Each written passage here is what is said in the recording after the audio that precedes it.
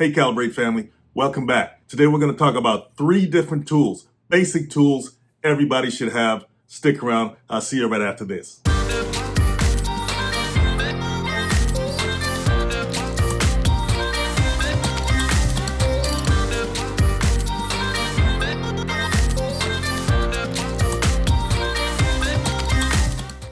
Number 1, a drill. Now this is obviously one of the most essential tools to have in your home. I don't care if it's cordless or corded. How are you going to put up those shelves? How are you going to build that deck? There's so many projects that's going to require a drill to finish them.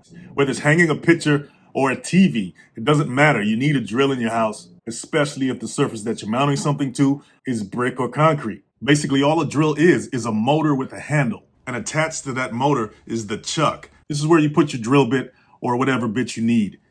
Just slap it in there like that and then tighten it. When it clicks, it's good. Then on top, you have a 2-speed switch right here. It's on number 2 now, but you can switch it to number 1. And this is good for driving screws into something, which means you're probably going to need more force. And you can adjust the amount of force that you drive a screw into something with this dial right here in the back of the chuck. This is called the clutch. And all the numbers on this dial is the clutch settings or torque settings that you can set the drill to depending on the surface that you're drilling into. So if you're driving a screw into something, you may want to put it on a low speed with a high torque. The higher the number on the dial is the higher the torque. That's if you're drilling into harder materials. Speed number 2 is the higher speed. This is for regular drilling. If you're just drilling a hole in a wall or drywall or something like that, you don't need that much torque. So you don't need a higher number when you're doing this. You can turn it to a lower torque when you're drilling through softer materials. Always remember to line that number up with this arrow right here when you're setting your torque. If you're going to drill into harder materials like concrete or masonry, you want to go to your clutch and select this symbol right here. This is the hammer mode symbol or the hammer mode setting. On some drills, it's actually a hammer symbol. This activates a hammering motion in the drill while it's drilling to penetrate those harder surfaces like concrete or even some hard metal. This switch right here allows you to put it in forward or reverse. And another tip, you'll notice these vents on the back and the sides of the drill. You don't want to cover those up when you're drilling. Those vents allow the heat from the motor to escape. And if you're covering those up while you're drilling, the drill's going to overheat or you may burn your hand or glove. All right, everybody's going to need this at some point or another. This is caulk.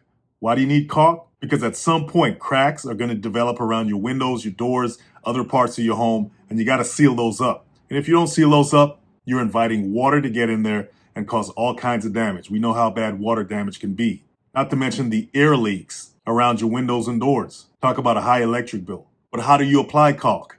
With one of these right here, a caulking gun. But all caulking guns aren't the same. Take this one for instance. It does what most caulking guns do, but it doesn't do everything. This is called a center rod, and most of the time it extends out the back and it's hooked at the end to allow you to get a grip on it and pull it back. This tip of the rod is called the plunger. This right here is the release. What do I mean by that? When you pull this release in, that allows you to pull the rod back and place your caulking tube inside the cylinder. Then you simply squeeze the trigger and that pushes the rod forward to push the caulk out of the tube. But for some reason, this one's malfunctioning and the rod's not going forward when I pull the trigger. But this one's probably the most basic of caulking guns. Why do I say that? Let's take a look at this one. Can anybody tell me what's different? Well, for one, it has this skinny metal rod attached to it. What's that for? Well, if you flip it around like this, that allows you to pierce the tip of the caulking gun, breaking the seal in there, allowing the caulk to come out. The last caulking gun didn't even have that. There's also this right here. What's this for? Well, if you have a new caulking tube like this, you're going to have to snip off a piece of this in order to get that rod to go in. When you squeeze the trigger, that reveals a blade. Okay, that's part of the handle right here, but it's the sharp part that's going to cut the tip of this to allow you to get that rod in.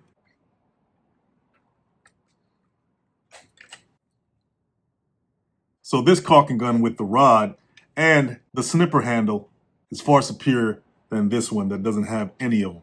Now this caulking gun right here has the razor where you can snip off the tip right there, and it has the rod right here, but it has an interesting ratcheting feature That's probably less likely to malfunction like this one. It doesn't have a release button in the back. You can just pull it back just like that. But in order for the rod to move forward when you're squeezing the trigger, you have to turn the hook up. Now you can squeeze it. This is a ratcheting caulking gun. There are the grooves right there that were on the top that when you turn the rod over, it engages the ratcheting mechanism in the handle. Once again, I prefer something like this because it's less likely to malfunction.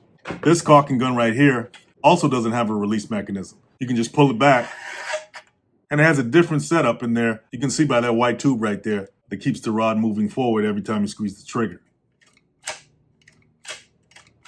Each gun works in their own way, and of course, the more features, the more the cost. But you gotta have one regardless. Now this is the last one. Out of all the tools that I've looked at for this video, I think this is the ultimate tool that anybody can have, especially a homeowner. It's a screwdriver. Better yet, it's a ratcheting screwdriver.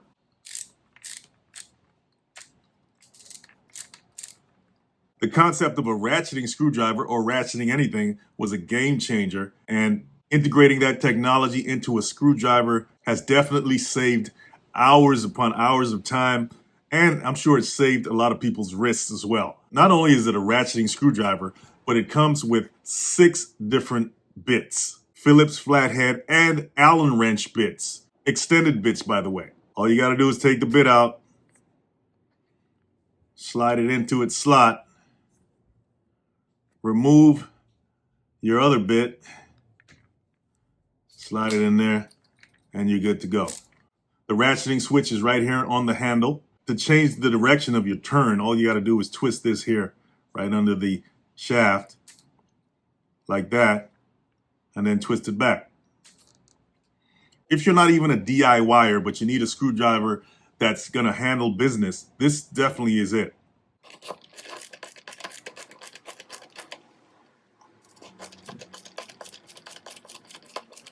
Hi guys, I know sometimes when it comes to those home improvement projects, it can be overwhelming and you just don't know where to start. That's why I'm inviting you to go and grab this simple home improvement planner that'll take all the stress off. It works on any device with a PDF reader. You don't need any special software. You can view it online or offline. You can even print specific pages if you need. And it's so easy to share with contractors or family. You can set and track your total budget. You can break down costs by category. You can record material expenses, track contractor payments, keep digital receipts. You can compare estimated versus actual costs. And the great thing about it is you can monitor your spending in real time. And the best part about it is you can document your whole journey because it allows you to take before and after pictures for each room or area of your home or space. Guys, this is the perfect planner to get started, especially if you're beginning on your DIY journey. You want to start it off right. So go grab the Calibrate Home Improvement Planner. I'll leave the link in the description below, and you guys have a great one.